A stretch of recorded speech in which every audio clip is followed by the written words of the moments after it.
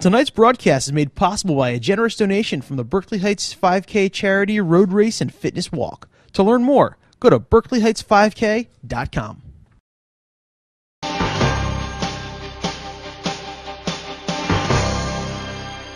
Welcome to This Week in Berkeley Heights, our community news program taped at the Governor Livingston Television Studio and sponsored in part by Berkeley Heights Patch. I'm Mary Canellos. Here's a look at what's making news in Berkeley Heights. During his recent State of the Township address, Berkeley Heights Bruno said the township is in sound condition, although not without challenges and opportunities. Fiscally, we have come through 2012 in good shape in spite of the challenges of a 2% spending cap and another 100-year storm in the likeliness of Hurricane Sandy, the mayor said. Bruno said there are several new challenges that began in 2012 and will continue to fruition in 2013 or soon after the township, including the adoption of the annual budget and the opening of a new dispatch center. If some township residents have their way, Berkeley Heights could someday be separated from Union County and become part of neighboring Morris County. Mayor Joseph Bruno said during his recent State of the Township address that the town will continue to pursue secession from Union County by way of referendum on this year's November ballot. Township officials will petition the members of the state legislature to allow the township to split away from Union County and become part of nearby Morris County. The mayor called the decision to secede a business decision that's based on a difference in spending philosophy. In the wake of a tragic school shooting in Newtown, Connecticut, which occurred exactly 1 month ago, Brielle LaCosta, a Governor Livingston High School alum and Miss New Jersey 2011, released a statement saying that autism is not to blame for the shooting at Sandy Hook Elementary. In her statement, LaCosta said, "Sadly, these days when someone is given the diagnosis autistic, they are immediately misunderstood, made fun of, and stereotyped. Today, autism and negativity go hand in hand. So why on earth did C scrolling on the bottom of every channel killer was autistic? Does that really matter or change what happened?" LaCosta asked. In the days that followed the tragic deaths, the alleged killer, Adam Lanza, was said to have a form of autism. LaCosta said that what Lanza did is unexplainable, but stressed that in her opinion, autism was not to blame for the shooting. She also extended her condolences to the families of those who died in Newtown 1 month ago.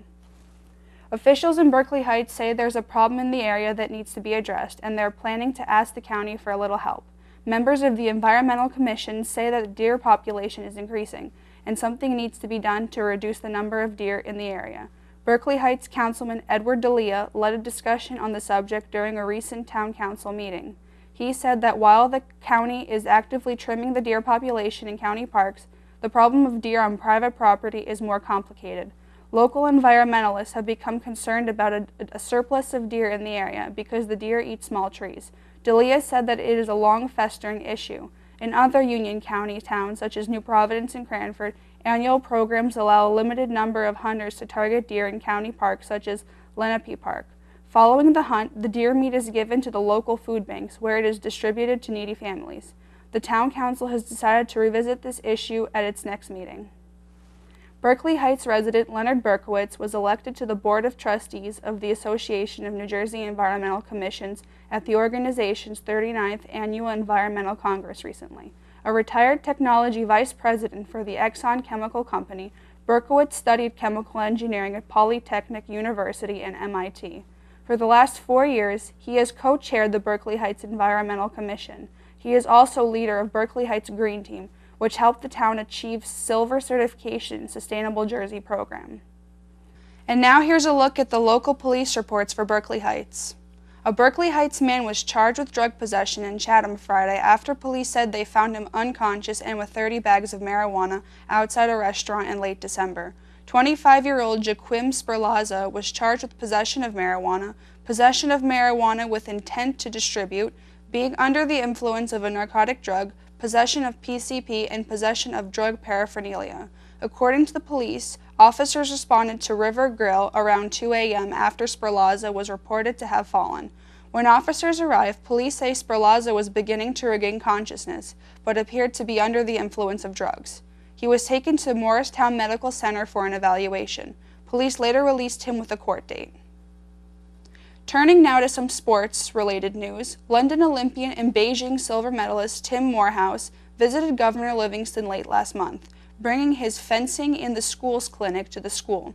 The 4-hour clinic is offered as part of the Fencing in the Schools mission of empowering youth to achieve excellence through the sport of fencing. The Olympians' visit to GL was sponsored by the Highlander Booster Club. Morehouse shared fencing techniques and strategies with GL's 44-member boys and girls fencing teams, their coaches, and parents. And speaking of fencing, Governor Livingston fencers gave their new head fencing coach, Tony Barbera, an early Christmas present, his first official win during the first regular season meet last month against Milburn.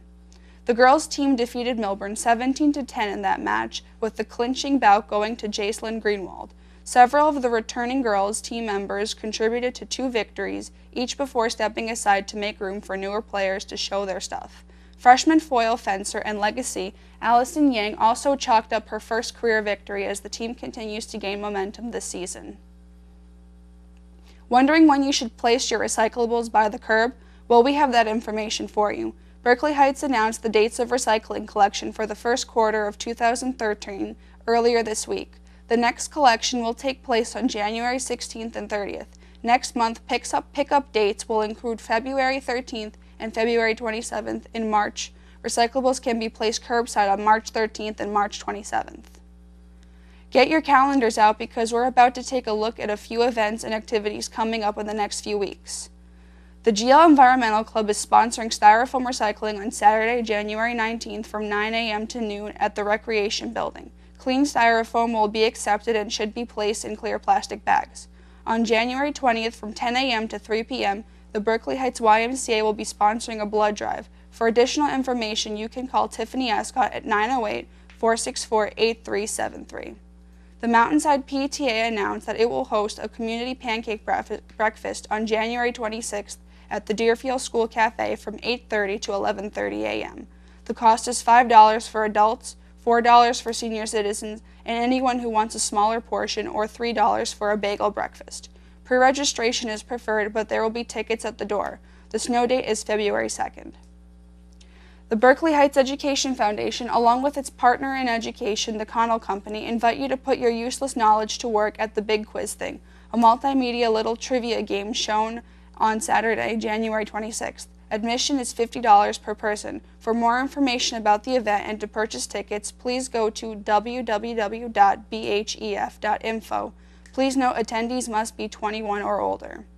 Berkeley Heights and New Providence students are putting on their dance shoes. The students will take the stage from January 25th through January 27th as Front and Center for Performing Arts presents the classical song, The Dance Fest, 42nd Street at Ridge Performing Arts Center in Basking Ridge on 268 South Finley Avenue. Based on a 1933 film, 42nd Street is a big, bold musical about fresh performers chasing their dreams on Broadway. Front and Center's talented junior and senior performing arts company will perform 42nd Street on January 25th at 7:30 p.m., January 28th at 2 p.m. and 7:30 p.m., and Sunday, January 29th at 1:30 p.m. Tickets can be purchased online at www.ridgepack.com. They can also be purchased at the door. Little Flower Parish will hold a beefsteak dinner on Friday, February 8th at Mount Carmel Hall in Berkeley Heights from 7:30 to 11:30 p.m. The cost per person for this all-you-can-eat event is $40. For more details and to purchase tickets, contact Carrie Blash at 908-322-6426. Remember, if you have any news tips or story ideas that you'd like to see featured on this show, send an email to Tony Ann Antonelli, Patch's Associate Regional Editor for Union County, at tonyann.antonelli@patch.com. We hope you enjoyed our news segment. On behalf of Berkeley Heights Patch and the GLTV crew, we hope you have a great week. I'm Mary Canales. We'll see you next time, Berkeley Heights.